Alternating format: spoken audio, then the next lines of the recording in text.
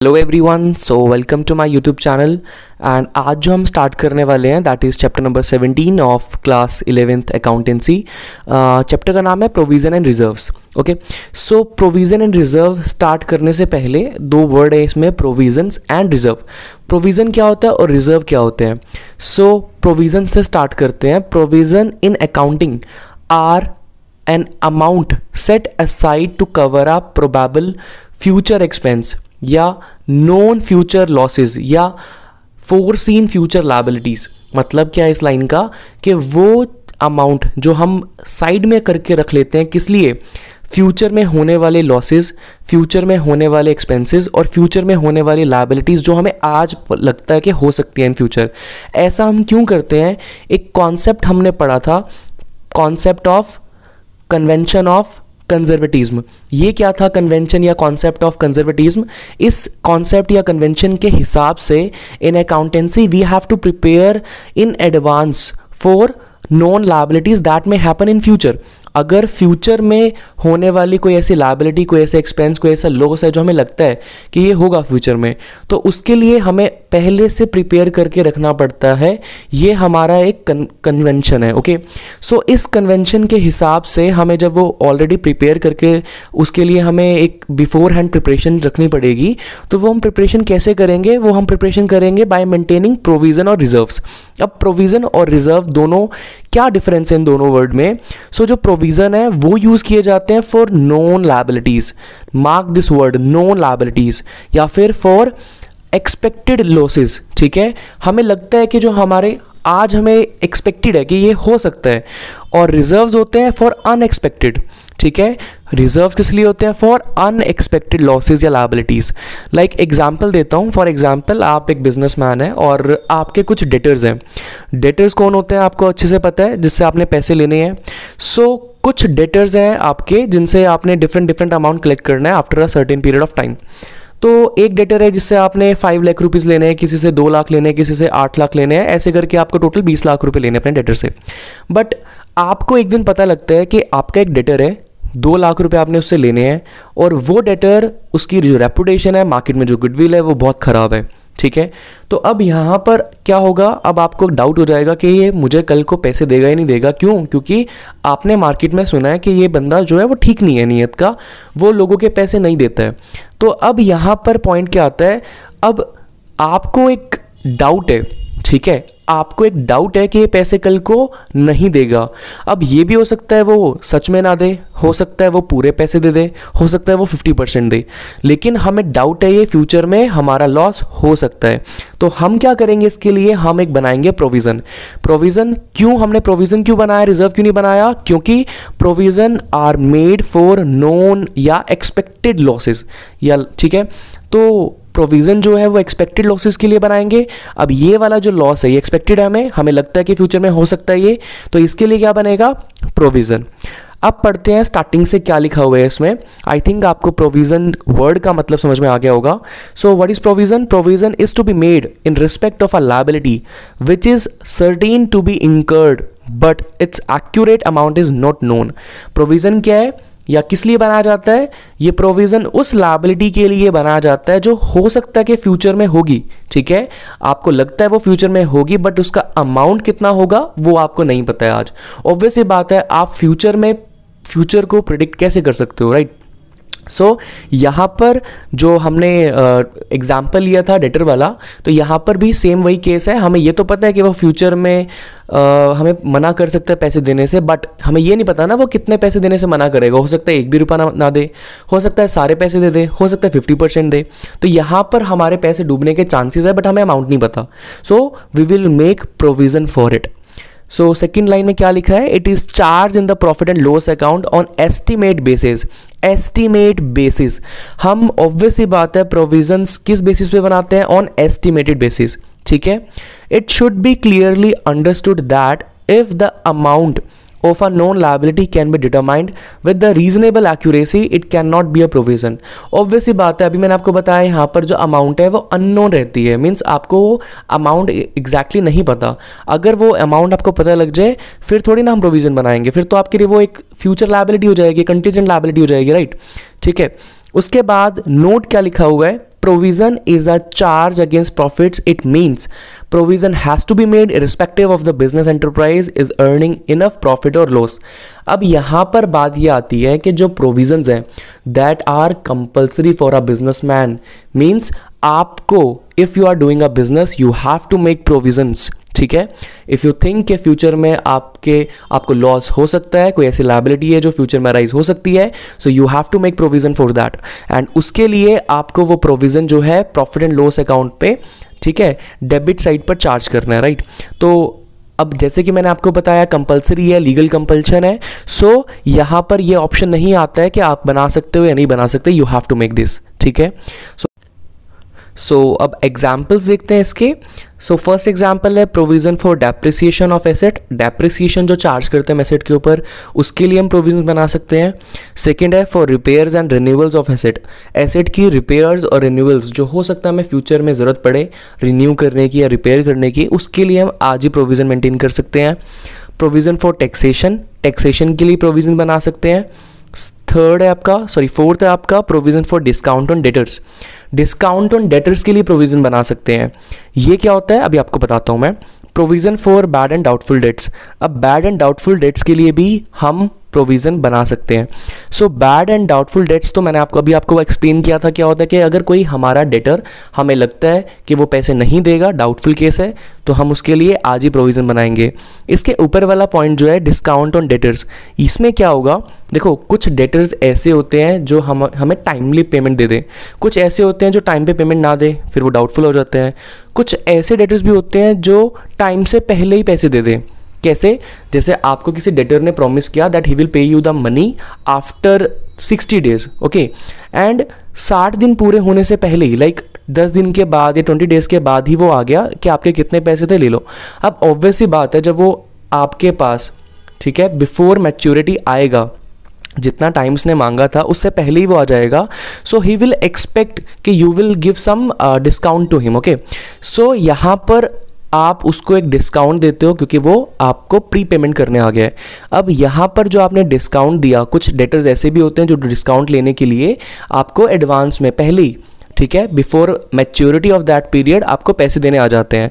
सो यहाँ पर जो आपके डेटर्स हैं वो आपको जब पहले ही पैसे देने आएंगे तो then they will expect some discount from you and this discount, ये जो डिस्काउंट है ये हमारे लिए क्या है, एक्सपेंस है ना।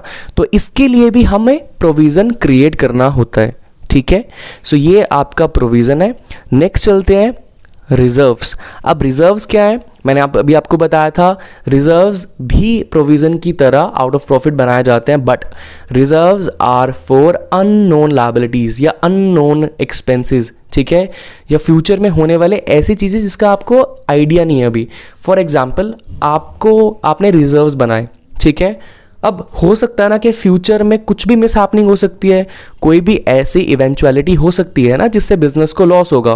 फॉर एग्जांपल अर्थक्वेक आ जाए, फ्लड आ जाए, चोरी हो जाए, गोडाउन में जहाँ पर रॉ मटेरियल रखा है वहाँ पे आग लग जाए, है ना, कुछ भी हो सकता है। सो इस केस में क्या चीज़ काम आएगी, रिजर्व, बिकॉज ये वाले जो लॉसेज हैं ये टोटली अनसर्टेन है, आपको नहीं पता ये कब हो सकते हैं, होने को ये रिजर्व बनाने के 4 दिन बाद ही हो जाए, हो सकता है ये 40 साल तक भी ना हो, है ना। तो यहाँ पर रिजर्व काम आता है because reserve are for unknown या अनएक्सपेक्टेड लॉसेज एंड और लायबिलिटीज, ओके। सो इसकी डेफिनेशन क्या है, reserves are the amount set aside out of profits. It is an appropriation of profits and not a charge on the profit. What does it mean? कि जो reserve हम बनाते हैं ना that are made out of appropriations of profit. इसका क्या मतलब है appropriations of profit का? appropriation का मतलब होता है डिस्ट्रीब्यूट करना, ठीक है, डिवाइड करना प्रॉफिट को। सो रिजर्व कैसे बनते हैं, जब हम प्रॉफिट में से कुछ हिस्सा निकाल लेते हैं रिजर्व के लिए।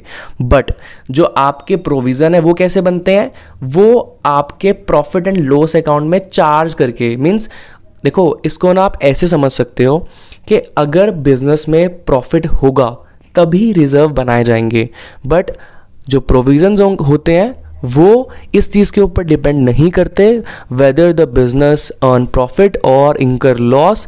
अगर बिजनेस को मैंडेटरी है प्रोविज़न बनाना तो बनाना ही पड़ेगा। Okay, so the amount of profit retained is used in the business when difficult time comes.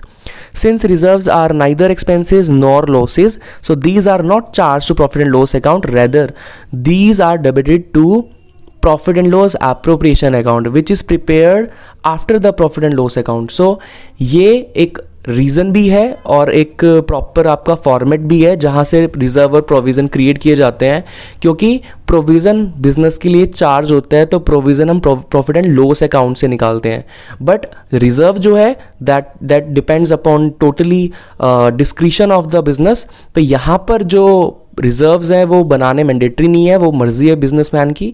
तो यहाँ पर जो रिजर्व्स हैं वो कहाँ से बनते हैं? प्रॉफिट एंड लॉस अकाउंट बनाने के बाद, जब profit and loss appropriation account बनाया जाता है, जब प्रॉफिट का डिस्ट्रीब्यूशन किया जाता है, वहाँ पर रिजर्व बनते हैं।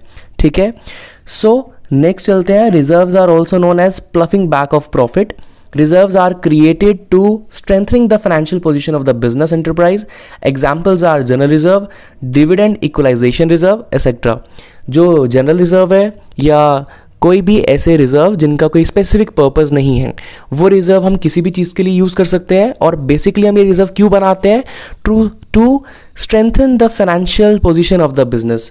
बिजनेस की फाइनेंशियल पोजीशन को स्ट्रॉन्ग बनाने के लिए, ताकि अगर फ्यूचर में कुछ भी ऐसे मिस हैपनिंग हो, कोई इवेंचुअलिटी हो, तो बिजनेस के जो ऑपरेशंस हैं उन पे ऐसा कोई खास असर ना पड़े। ठीक है, अब देखो ना, जैसे मैंने अभी एग्जांपल लिया था वो लॉस बाय फायर वाला। अब वहाँ पर अगर रिजर्व नहीं होगा तो क्या होगा? अगर रिजर्व नहीं मेंटेन किया होगा, वहाँ पर अगर नुकसान होगा तो एकदम से बिजनेस के जो ऑपरेशंस है वो रुक जाएंगे सारे के सारे। बट अगर वहाँ पर आपने रिजर्व बनाया हुआ है, so in that case you can use that amount ना, आप वो अमाउंट यूज़ कर लेंगे और आपके जो बिजनेस ऑपरेशंस हैं उन पे कुछ खास फर्क नहीं पड़ेगा, वो चलते रहेंगे, है ना। तो यहाँ पर क्या हुआ, आपकी जो फाइनेंशियल पोजीशन है वो स्टेबल रहेगी, right. So if the amount of reserve is invested outside the business then it is called reserve fund.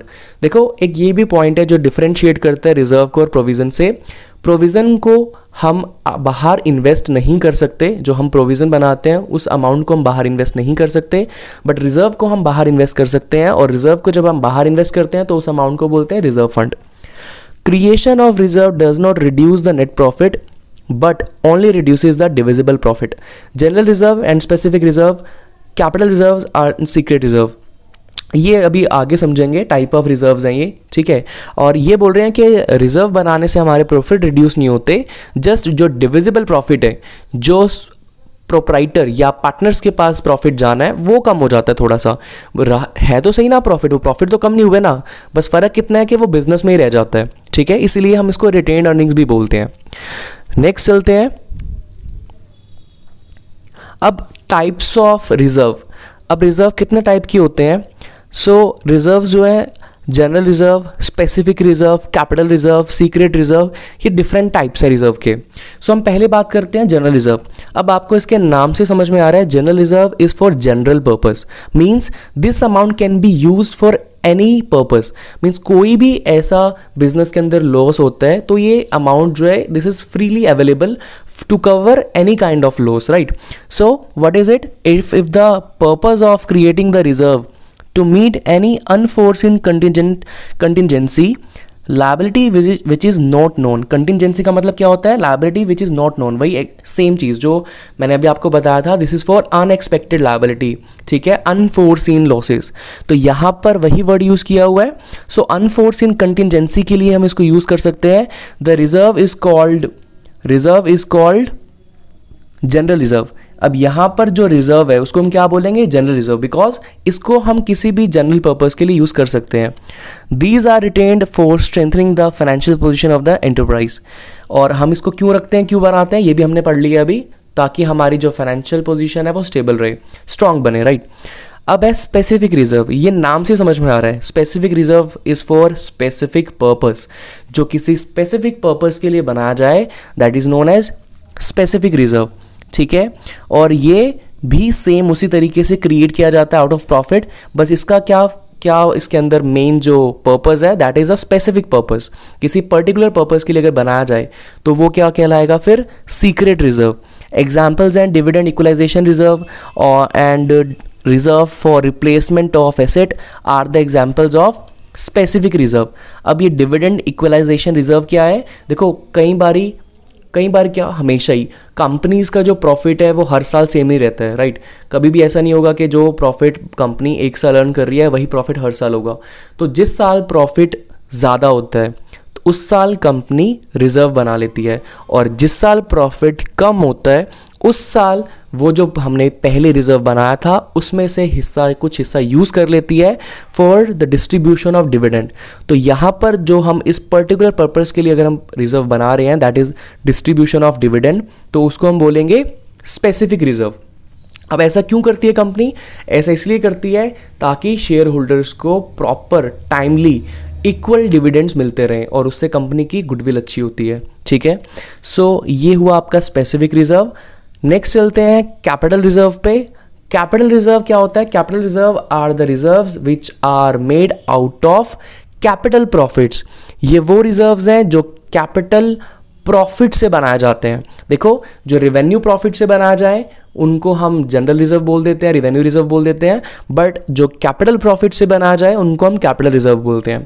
अब कैपिटल प्रॉफिट क्या होते हैं, तो कैपिटल प्रॉफिट वो प्रॉफिट्स होते हैं जो आपके बिजनेस में उन सोर्सेज से कमाए गए हैं, जो सोर्सेज जो आपके बिजनेस ऑपरेशंस में नहीं आते।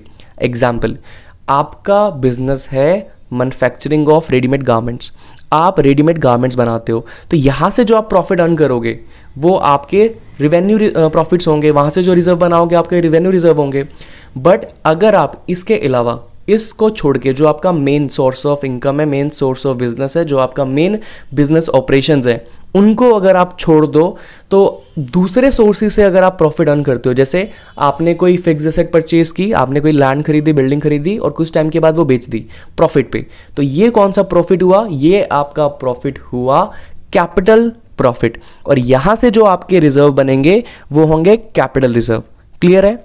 तो कैपिटल रिजर्व जो है ऑब्वियसली बात है ये नॉन रिकरिंग नेचर होते हैं, हम डेली बेसिस पे कैपिटल प्रॉफिट नहीं कमाते क्योंकि हमारा काम थोड़ी ना है ये, और not readily available for distribution as dividend among share holders, और इस कैपिटल रिजर्व को हम यूज़ नहीं कर सकते for distribution of dividends. Then these reserves can be utilized for writing off capital losses. इनको हम कहाँ यूज़ कर सकते हैं, कैपिटल लॉसेज को राइट ऑफ करने के लिए। उसके बाद कैपिटल रिजर्व्स में be created out of such profit as, कहाँ से हम कैपिटल रिजर्व बना सकते हैं या कहाँ से कैपिटल प्रॉफिट हम अर्न कर सकते हैं। तो वही है जिसमें मैंने आपको एक एग्जांपल दिया था, ये डिफरेंट एग्जांपल लिखे हुए हैं, like profit on sale of any fixed asset, profit on revaluation of asset, profit from forfeiture of shares and profit prior to incorporation of a company. ठीक है, तो ये डिफरेंट मैथड्स हैं, you will get to know about all these. आगे chapters हैं पूरे, so you will get to know कि क्या क्या चीज़ें होती हैं। ठीक है, तो नेक्स्ट चलते हैं सीक्रेट रिजर्व। अब सीक्रेट रिजर्व क्या होते हैं, अब ये भी नाम से समझ में आ रहा है।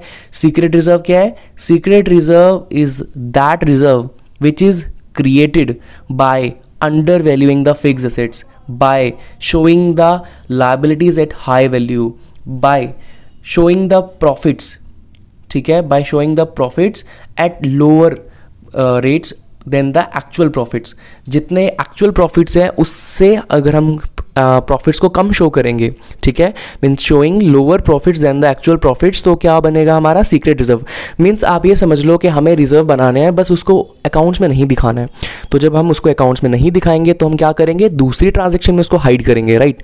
तो अब यहाँ पर हम कैसे बनाएंगे रिजर्व, वो रिजर्व कैसे बनाएंगे हम दूसरी ट्रांजैक्शंस के थ्रू बनाएंगे, जैसे डेप्रिसिएशन ज़्यादा लगा दें, प्रोविज़न ज़्यादा बना दें, है ना, प्रॉफिट्स को कम शो करें। इस तरीके से अगर हम शो करेंगे अकाउंट्स के अंदर तो हमारे सीक्रेट रिजर्व बन जाएंगे। ठीक है, अब सीक्रेट रिजर्व क्या होते हैं, बेसिकली ये वो रिजर्व्स हैं जो हम अकाउंट्स के अंदर शो नहीं करते। हमने रिजर्व बनाए हैं बट हमने शो नहीं किया। जैसे एग्जाम्पल है, आपका जो इस ईयर का डेप्रिसिएशन बनता है एसेट्स के ऊपर वो 1 लाख बनता है, बट आप डेप्रिसिएशन चार्ज कर दो 2 लाख रुपए, तो आपका एक्चुअल डेप्रिसिएशन तो 1 लाख है ना, और आपने डेप्रिसिएशन चार्ज कर दिया 2 लाख रुपीज़। अब यहाँ पर 1 लाख रुपए क्या बन गया आपका सीक्रेट रिजर्व। ठीक है, so secret reserve reduce the profits of the business enterprise and reduce its tax liability. Secret reserve is a secret in the sense that it is not known to the outsiders. Means ये reserves के बारे में ना outsiders को पता नहीं होता है, ठीक है. Such reserves are created by showing the assets at lower amount and liabilities at a higher amount. कैसे बनाते हैं हम रिजर्व को? हम इस सीक्रेट रिजर्व को अपनी एसेट्स को लो वैल्यू पे शो करके, लाइबिलिटीज़ को हाई वैल्यू पे शो करके, ठीक है, इनकम्स को ना दिखाकर, इनकम्स में उसको अगर हम कैपिटल रिसिप्ट दिखा दें, उसको हम रेवेन्यू रिसिप्ट ना दिखाएं, ऐसे बना सकते हैं. उसके बाद हम अपने प्रॉफिट्स को कम शो करें, है ना. अपनी एसेट्स को कोई ऐसी छोटी मोटी एसेट है उसको एसेट ना शो करके एक्सपेंस दिखा दें. इस तरीके से डिफरेंट वेज है जहाँ से हम सीक्रेट रिजर्व बना सकते हैं, ठीक है. अब नेक्स्ट चलते हैं, आपका difference between provision and reserve. ये काफ़ी बार पूछा जाता है कि डिफरेंस बताओ क्या प्रोविजन रिजर्व में. तो फर्स्ट तो सेम है आपका कि जो रिजर्व्स होते हैं वो किस लिए बनाए जाते हैं? फॉर अननोन लायबिलिटीज़, ठीक है. और प्रोविज़न किस लिए बनाया जाता है? For known liabilities. प्रोविज़न आपका चार्ज है अगेंस्ट प्रॉफिट. मीन्स आपका ये प्रॉफिट एंड लॉस अकाउंट में आएगा. मीन्स कि अगर बिजनेस को प्रॉफिट और लॉस हो, प्रोविज़न बनेंगे. बट जो रिजर्व्स हैं ये क्या है? अप्रोप्रिएशन है ये, ठीक है. It's a part of a profit. ये तभी बनेगा जब प्रॉफिट होगा. थर्ड, ऑब्जेक्टिव क्या है इसको बनाने का? ऑब्वियस ही बात है, the objective is to provide for non liability, ठीक है ना. ये नॉन लायबिलिटी के लिए होता है. और रिजर्व क्यों बनाते हैं? ताकि हमारी जो फाइनेंशियल स्टेटस है, फाइनेंशियल पोजीशन है, वो स्ट्रेंथन हो सके, स्ट्रांग बन सके, स्टेबल रह सके, ठीक है. नेक्स्ट है fourth point, effect on profit. Reserve और प्रोविजन का क्या इफेक्ट होता है प्रॉफिट के ऊपर? तो जो प्रोविजंस हैं वो प्रॉफिट एंड लॉस में डेबिट साइड पे दिखाए जाते हैं और उनसे जो प्रॉफिट है रिड्यूस हो जाता है. बट जो रिजर्व्स हैं वो उनसे प्रॉफिट रिड्यूस नहीं होता, जस्ट प्रॉफिट डिवाइड हो जाता है ना. जो डिविजिबल प्रॉफिट है वो कम हो जाता है. जो टोटल प्रॉफिट बचा हुआ है, नेट प्रॉफिट जो आया है, वो कम नहीं होता है, ठीक है. नेक्स्ट है क्रिएशन. कैसे बनाते हैं हम provision are to be created even if there are insufficient profit only. मैंने आपको बताया कि प्रोविजन चाहे आपके अप्रोप्रिएट प्रॉफिट हो, चाहे आपके लॉस हो, चाहे आपके इनसफिशिएंट प्रॉफिट हो, हम प्रोविजन तो बनाते ही हैं. बट रिजर्व आपके सिर्फ तभी बनते हैं जब एडिक्वेट प्रॉफिट्स हो, ठीक है.